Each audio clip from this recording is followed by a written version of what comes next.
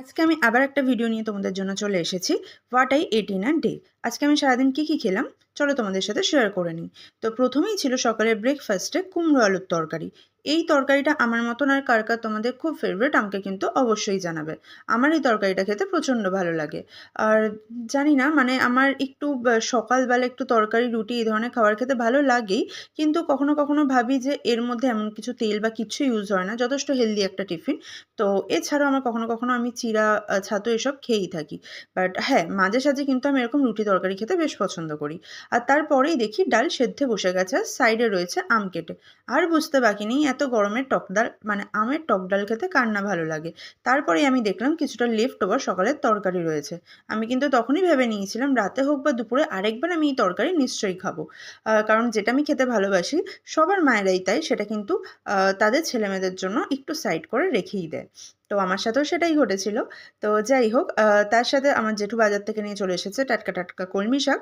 মাদের টাটকা জিনিস দেখে কি আর তর সয়? সাথে, সাথে কেটে কুটে কিন্তু কড়াইয়ে চেপে গেছে। রসুন ফোড়নে দিয়ে যখন কলমি শাকগুলো কড়াইতে নেমেই গেছে, আর কি আর দেখতেই এতটা কলমি শাক, দেখো ভাজার পর কোথায় নেমে এসেছে। সবাই শাকটা খেতে এত ভালোবাসে, ওদেরকে একটু মায়া দেওয়া হয় না? কি দরকার এতটা কমে যাওয়ার কে জানে? যাই হোক, ওদের যখন কেটে কুটে আমাদের কলমি শাক রেডি হয়েই যাচ্ছে। আর হ্যাঁ, তোমরা আমাকে অবশ্যই জানাবে কার কোন শাকটা বেশি ফেভারিট। জানি পালং শাক সবার উপরে লিস্টে থাকবে, ওটা তো জিজ্ঞেস করার কিচ্ছু নেই। কিন্তু কলমি শাক আর লাল শাকের মধ্যে কোনটা ফেভারিট আমাকে অবশ্যই জানাবে। এই দুটো শাক খেতে আমার বেশ ভালো লাগে, লাল শাক খেতে একটু বেশিই ভালো লাগে। কিন্তু লাউ শাক, কুমড়ো শাক আমার খুব একটা পছন্দ নয়। কখনো তরকারি হলে শাকটা বাদ দিয়ে তরকারিটা খেয়েই নিই। বাট না, তোমরা যারা খেয়ে থাকো অবশ্যই খাবে। খাওয়া তো অবশ্যই উচিত। পাট শাকও হয়, বাট আমার এই শাকগুলো আর খুব একটা ভালো লাগে না। কলমি শাক আর লাল শাক আমার খুব পছন্দের, আর সবচেয়ে বেস্ট লাল শাক।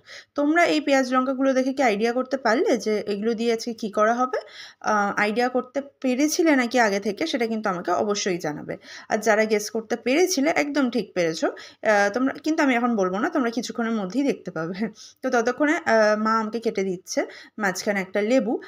লেবু লাঞ্চের পরে খাওয়ার থেকে লাঞ্চের আগে খাওয়া, লেবু কেন, যেকোনো ফল লাঞ্চের পরে খাওয়ার থেকে কিন্তু আগে খাওয়াই বেশি বেটার। আর আমি আগে খুব একটা খেতে চাইতাম না, বাট তোমরা সেই ভুল একদম করবে না।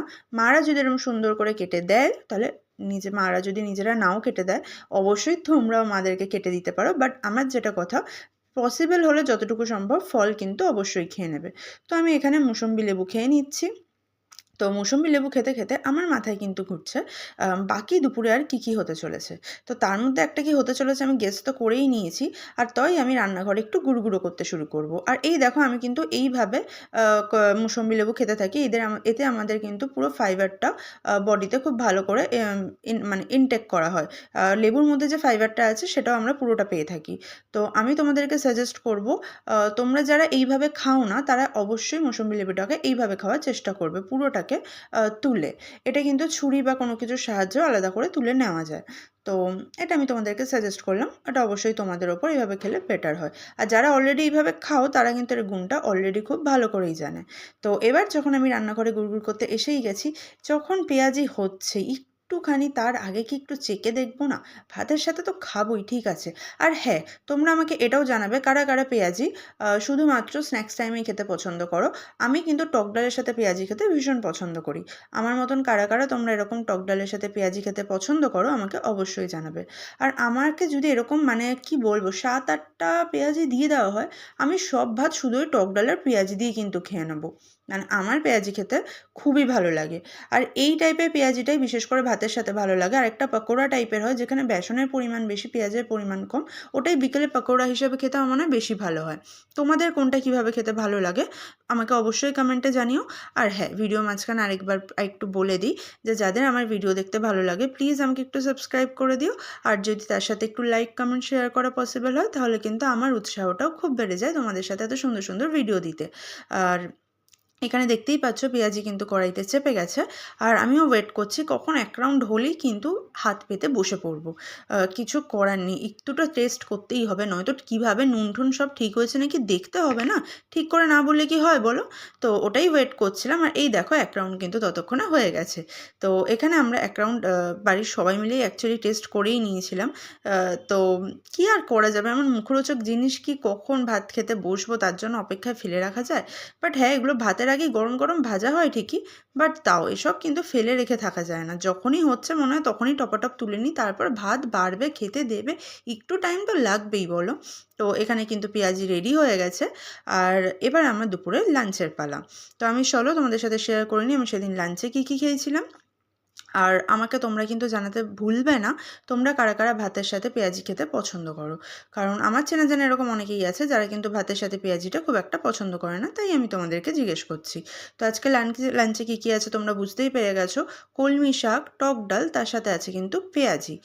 আর এর সাথেও একটা জিনিস আছে, সেটা আমি তোমাদের সাথে শেয়ার করবো এক্ষুনি। তো দেখো, টক ডাল, রুটি, আমি একটুখানি ভাতও নিয়ে নেবো টক ডাল দিয়ে খাওয়ার জন্য। কারণ টক ডাল দিয়ে ভাত দিয়ে পেঁয়াজি খাওয়ার তো মজাই আলাদা। পেঁয়াজি অলরেডি টপাটপ এতটাই খেয়ে নিয়েছি আমি খাওয়ার আগেই, যে শেষ পাতে পড়েছে দুখানায়। আর আমি যেহেতু রুটি খাবো তাই আমি আগেভাগেই খেয়ে নিয়েছিলাম। আর তার সাথে ছিল ডিম সেদ্ধ, আর আমি তোমাদের বলেইছিলাম কুমড়ো আলুর তরকারি তো আমি আরেকবার খাবোই।